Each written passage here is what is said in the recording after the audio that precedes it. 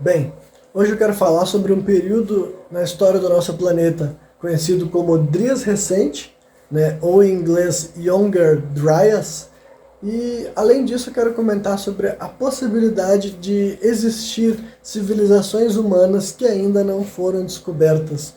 E com isso eu quero dizer assim do passado, né? Civilizações históricas. Então, primeiro eu quero falar sobre esse período conhecido como Dryas Recente, né?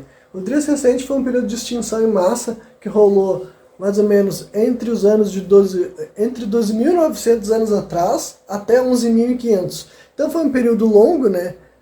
Praticamente 1.400 anos assim, que rolou assim um processo de, se não me engano, esse era o final da Era do Gelo, e também tem gente que teoriza que possam ter havido impactos, né, para acelerar esse processo, impactos daí assim de meteoros ou meteoritos, e isso também culminava em terremotos, maremotos, tsunamis, né?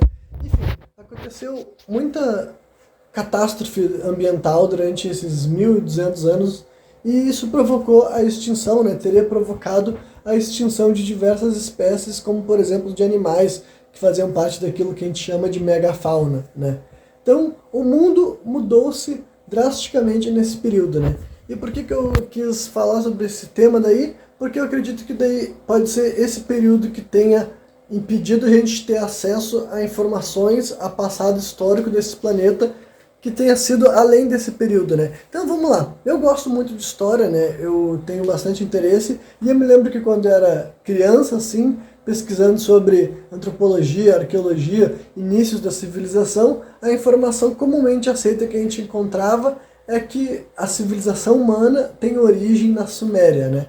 Então, o que seria a civilização? Não está falando do surgimento da espécie humana, né? A espécie humana existe, sabe-se lá quanto tempo, 200, 300 mil anos, né? Isso falando do ser humano anatomicamente moderno, né? Mas agora, o surgimento da civilização, sabe? Grupos de seres humanos aos milhares se reunirem, criarem um idioma, criarem uma identidade cultural, terem uma religião, terem leis, enfim, ser aquilo que a gente chama de um povo civilizado, assume-se que começou na Suméria há mais ou menos uns 5.000, 6.000 anos atrás, né? E quando eu era criança isso era dito assim, praticamente como um fato incontestável, né?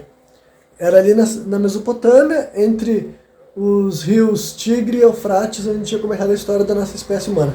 E por que diziam que era isso? Basicamente, o principal argumento é que não encontravam obras megalíticas, né, estruturas de pedra grandes o suficiente anteriores a esse período. Só que algumas coisas têm mudado desde que eu era uma criança, como por exemplo um sítio arqueológico chamado Göbekli Tepe, né? Esse Göbekli Tepe fica hoje em dia no que a gente chama de Turquia, mas é uma região histórica, né? E aquele ponto ali provavelmente começou a ser construído, começou a ser erguido pela civilização humana há pelo menos 10.000 anos atrás, né? E tem partes daquela estrutura que são mais modernas e tudo mais, só que a estrutura, tipo a primeira parte, a fundação da estrutura tem pelo menos 10.000 anos de idade, então é um sítio arqueológico provavelmente muito anterior a todos aqueles que a gente conhecia, né? Muito anterior às pirâmides do Egito, muito anterior a Stonehenge, muito anterior aos restos da civilização da Suméria. Então já tem uma evidência, né? Pelo menos uma evidência para sustentar a existência de uma civilização anterior àquela que a gente assumia, né? Até porque tem essa história, sabe? Como é que uma civilização vai surgir, sabe? Como é que a Suméria teria sido o primeiro lugar do mundo a construir uma civilização, e a base do que, sabe? Do que estava sendo tirado disso, de onde está sendo inspirado.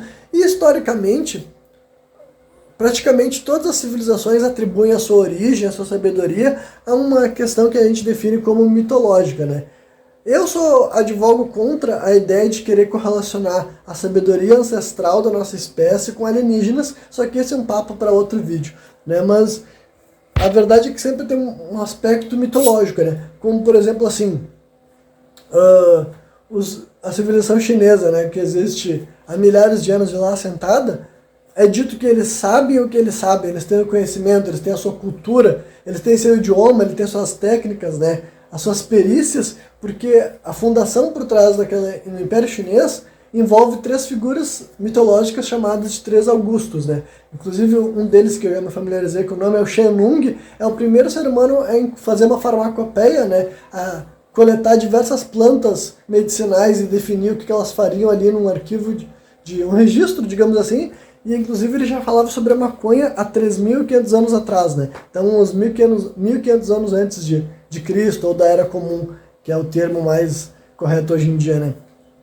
Então, só que essa figura na história, né, na história chinesa, dizem que ele ficou aqui na Terra por séculos, entendeu? Ele não viveu uma vida que o ser humano normal poderia ter vivido. Mas a ideia de sábios que viveram muito mais tempo do que é possível, isso existe na Bíblia e existe em várias culturas, né? Não é mas né, essa história de 3 Augustos é muito anterior ainda aos personagens bíblicos. Na verdade, eu não sei exatamente quando que teria vivido os patriarcas e etc. Né? Mas, enfim... Então, isso daí também vale para a civilização grega também, né? Existe todo assim, tentando catalogar a origem dela, as pessoas tentam encontrar arquivos arqueológicos para dizer onde é que surgiu a primeira civilização grega antiga, né? Que também grega já é um nome que a gente chama hoje em dia para simplificar diversos povos que viveram numa região e não necessariamente tinham a mesma origem histórica e cultural, né? Mas a gente simplifica e chama todo aquele povo lá de grego. Só que daí então, né, falando da Suméria especificamente, tem outro documento que fala sobre a história da humanidade. Isso que eu queria falar também da América Latina, né, da América em geral. Nossa, talvez eu divido isso aqui em 2 vídeos. Né. Tem um documento que eu acho muito interessante, né, que é a Tábua dos Reis. Né. A Tábua dos Reis é um documento que é considerado histórico e mitológico ao mesmo tempo. Assim como a história chinesa tem isso, né? Por que ela é histórica e mitológica?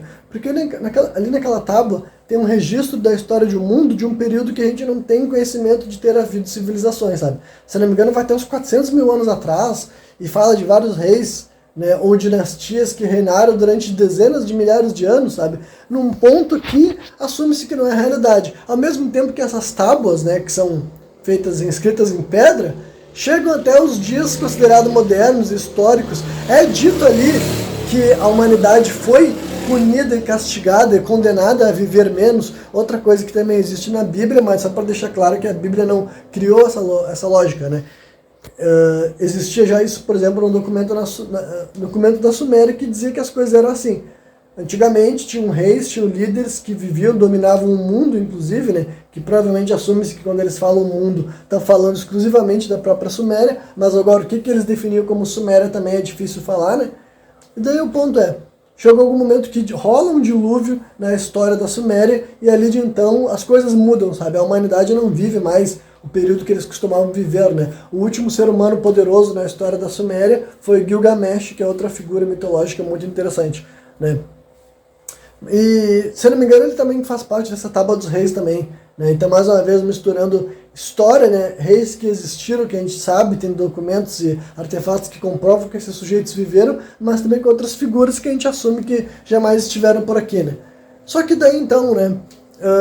Eu vou tentar ficar falando de alguns outros temas, porque eu acho que eu vou mencionar então um pouco do dilúvio, que eu tô vendo umas anotações minhas, né, porque eu esperava que esse assunto ia ser mais fácil de eu abordar sucintamente, mas quanto mais eu falo, mais outras coisas vêm na minha cabeça que eu acho que é interessante trazer por aqui, né. Então eu vou terminar falando sobre o dilúvio, né, e eu particularmente hoje em dia, eu acredito que rolou um dilúvio, e eu acredito que esse dilúvio ele rolou no período que coincide com o que eu introduzi no começo desse programa, né? Com o Drias recente. Daí, o que eu estou falando? De um dilúvio histórico, sabe? Não um dilúvio bíblico. O que seria um dilúvio histórico? Em algum momento, ou várias vezes durante o período do Drias recente, recapitulando, né? Entre 12.900 anos atrás e 11.500 anos atrás, podem ter havido vários cataclismos gigantescos que destruíram verdadeiras cidades, sabe? Verdadeiras civilizações que já tinham aí no mundo. Aí eu não sei exatamente onde que elas existiam, sabe? A humanidade estava espalhada pelo mundo inteiro, sabe? Já tinha humanidade nas Américas nesse período, sim, né? Outra coisa que eu posso elaborar mais no próximo programa, né? Já tinha humanidade na África, já tinha humanidade na Europa, provavelmente já tinha humanidade na Europa, tinha humanidade na Ásia também, provavelmente, né? É bem provável que já tinha humanidade espalhada por aí, só que assume-se que essa humanidade não era lá muito elaborada, né? O ponto é que, sendo muito elaborada ou não, a narrativa do dilúvio sobreviveu, tá ligado? E tá na base de todas as civilizações que a gente conhece, né? Praticamente toda a mitologia e toda a religião mais antiga conta com a ideia de que houve algum período de chuvas torrenciais, né? Então, se existiu um dilúvio histórico, eu acredito que pode ser no período do Trias recente, né? E é outra coisa que poderia ter apagado alguma espécie de civilização humana muito anterior ao período que a gente assume que a gente começou a se organizar em grandes grupos e hoje em dia está difícil de arrumar essa comprovação por enquanto.